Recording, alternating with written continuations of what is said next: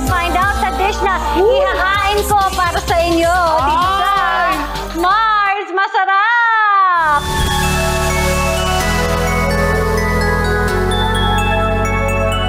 Ito yung pinaka-protein natin. So it's tofu with mushroom and oyster sauce. I like the way you said the word tofu. You make it sound so delicious, so classy, It's social, so posh. Pero tokwa. Pero like, we're going to get the change. Diba? Tokwa. Parang ang sarap to, parang mga Michelin star na. Lalagay lang ako ng onion. Diba? Ito talaga yung na-miss ko rin eh. Thank you so much, Mars, Mama. Really, like, it's been a while. Kaya nga naging regular namin to si Teta eh. Bahay namin, second floor, fourth floor na kayo. Kasi yung sa taas. Oh, pero walang first floor, ha? Pero tapos next elevator na. No, next elevator na. Okay, so linagay ko na ang tofu. Nandito na sa akin. Tofu. Tofu. Pag tayo and the tokwa. mushroom. Oo, tayo tokwa. Si Messina. Anak na Tofu. tokwa. And the onion. Anak din tofu. Ganun na. Saka tari ng damit ni Miss Ian, no? Pag sinuot ko yan sa akin, face mask lang eh. Grabe, face mask, ginawang blouse.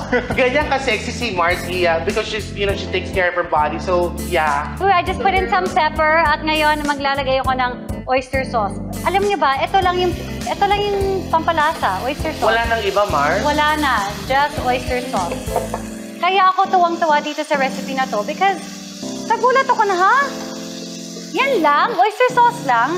And then everything else, lahat ng gulay, Bango. you just cook it separately. Yeah. So ito na yung pinaka-protein with, syempre dahil bibimbap, may egg. Sarap. Diba? Like, Bango po. you have butter lang and then there's oyster sauce. You'll never go wrong with butter talaga. Diba? Remember? Grabe, bango. Sobra. Sobra, dude. Ginamit ko kayong butter and ligaw ako, eh. Bumigay ba, brother? Bumigay, brother. Ano, Brad? Bumigay ba, bro? Alam mo, natutobi na ako, promise. Wala namang ginawa ang Mars na recipe or kahit ano niluto natin or ginawa Na hindi masarap. Yes, lahat masarap, promise. So, you better enjoy that body because, Yes. dude, you'll be eating like sobrang sarap na pagkain. Actually, I wanted to know, Kimson, kasi nga, you're an athlete. Yes, so, po. ilang years ka nag-basketball bago mong inisip na to enter this industry? I started playing basketball from grade 3 ata, grade 3. I started talaga playing competitive basketball when I was grade 4 till college. Eh. Wow, grade 4? Yes. You were competitive at grade 4 pa lang? Yes po. Okay. Kasi diba pag medyo bata ka mas, mas gigil kasi diba, kumbaga bola yun eh, kumbaga. Yung drive. Oo, kumbaga. Yeah, that's right. Bola, Okay, bola. so now I'm just gonna put in. Doon na talaga ako sa face mask ni Marcio. So, ganun kadali lang. You just separately cook everything. Tapos, you have your rice, i-assemble mo. Of course, fry your egg. Yung tokwa, kailangan yung i-fry muna, ha? Huwag niyong kalimutan i-fry yun. Sinabi na ni Mars yung tokwa. Narinig ko na yung tokwa. O, tokwa. Parang kanina tofu. Ang sarap kasi, ang galing magsalita ni Mars. Nakakasosyal. Oo, yung simpleng... Parang pag ikaw yung kasama niya, mahawa ka na lang din. Yeah. Simpleng foreigner, ganun ba? Tofu, no? It's time to assemble! Okay, so meron na tayong kanin dito. Okay, ilang cups ba kayo? 1 cup, 2 cups? Isa lang, Mars, pero ganito kalaki yung cup mo.